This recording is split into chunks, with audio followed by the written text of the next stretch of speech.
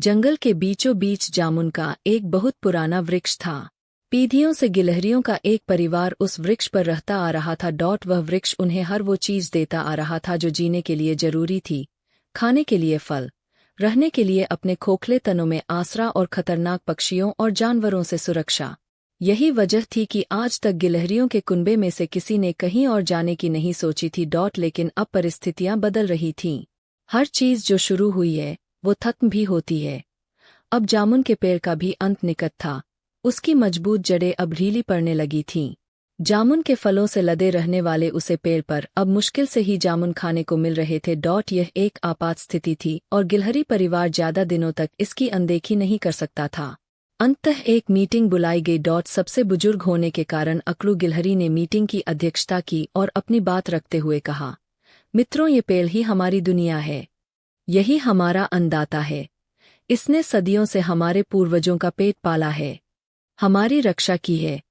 आज भले ही इस पर फल आने कम हो गए हैं, इसकी जड़ें कमजोर पड़ गई है, पर फिर भी यह हम सबको आश्रय देने के लिए पर्याप्त है।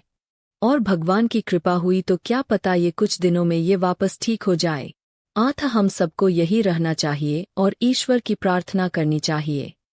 सभी गिलहरियों ने अकलू की हाँ में हाँ मिलाई, लेकिन गिल्लू गिलहरी से रहा नहीं गया और उसने हाथ उठाते हुए कहा, मुझे कुछ कहना है। क्या कहना है? हम भी तो सुने।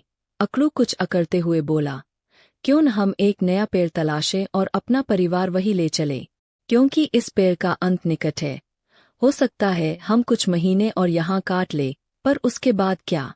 हमें कभी न कभी तो इस पेड़ को छोड़ना ही होगा। बेकार की बात करना छोड़ो गिल्लू। नए खून के जोश में तुम ये भूल रहे हो कि इस पेड़ के बाहर कितना खतरा है। जो कोई भी यहाँ से जाने की सोचेगा उसे बाज, लोमड़ी या कोई अन्य जानवर मार कर खा जाएगा। और भगवान पर भरोसा भी तो कोई चीज होती है। अकलू ने ऊंची आवाज में गिल्लू को समझाया, चाचा, खतरा कहाँ नहीं है। सच कहूँ तो इस समय नया घर खोजने का खतरा ना उठाना ही हमारे परिवार के लिए सबसे खतरनाक चीज है। और जहाँ तक भगवान पर भरोसे की बात है, तो अगर हम उस पर इस मरते हुए पेड़ में जान डालने का भरोसा कर सकते हैं, तो नया घर खोजते वक्त हमारी जान की रक्षा करने का भरोसा क्यों नहीं दिखा सकते। आप लोगों को जो करना है करिए, मैं तो चला नया घर ढूंढने। और ऐसा कहते हुए गिल्लू जामुन का पेड़ छोड़कर चला गया। गिल्लू के जाने के कई दिनों बाद तक उसकी कोई खबर नहीं आई। इस पर अकलू सबको यही कहता फिरता, मैंने मना किया था, बाहर जान का खतरा है। पर वो सुनता तब तो मारा गया बेकार में। बाकी गिलहरियां अकलू की बात सुनती, पर समय के साथ साथ उस धराशायी हो रहे पेड़ पर रहना मुश्किल होता जा रहा था। इसलिए गिलहरी परिवार ने एक और मीटिंग बुलाई। इस बार परिवार दो हिस्सों में बंट गया। कुछ गिलहरियां गिल्लू की राह पर चलते हुए खतरा उठाने को तैयार हो गईं और बाकी सभी अकलू की राह पर चलते हुए कोई खतरा नहीं उठाना चाहती थी। कुछ एक महीने और बीते। जामुन के पेड़ पर फल गायब हो चुके थे।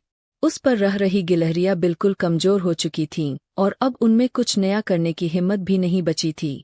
धीरे धीरे अकलू और बाकी गिलहरियां मरने लगीं और वहां से करीब 100 मीटर की दूरी पर गिल्लू और बाकी गिलहरियां एक दूसरे जामुन के पेड़ पर हंसी खुशी अपना जीवन जी रही थी। दोस्तों, हम सभी किसी न किसी जामुन के पेड़ पर बैठे हुए हैं। हम जिस भी इंडस्ट्री में हैं, जो भी बिजनेस कर रहे हैं, वह धीरे धीरे ऑब्सोलीट हो रहा है या उसे करने का तरीका तेजी से बदल रहा है।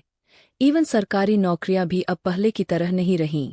ऐसे में अगर हम अकलू की तरह बदलाव को रेजिस्ट करेंगे, बदल रही कंडीशंस को इग्नोर करेंगे और खुद को नई परिस्थितियों के हिसाब से नहीं ढालेंगे, तो बहुत जल्द हमारा अस्तित्व खतरे में पड़ जाएगा। फॉर एग्जाम्पल, नोकिया कभी मोबाइल फोन्स में वर्ल्ड लीडर था, पर उसने खुद को स्मार्टफोन्स के हिसाब से तैयार नहीं किया और उसका अस्तित्व ही खतरे में पड़ गया। हमें गिल्लू की तरह प्रोएक्टिव होना चाहिए और मुसीबत सर पर आने से पहले ही उससे बचने के उपाय करने चाहिए।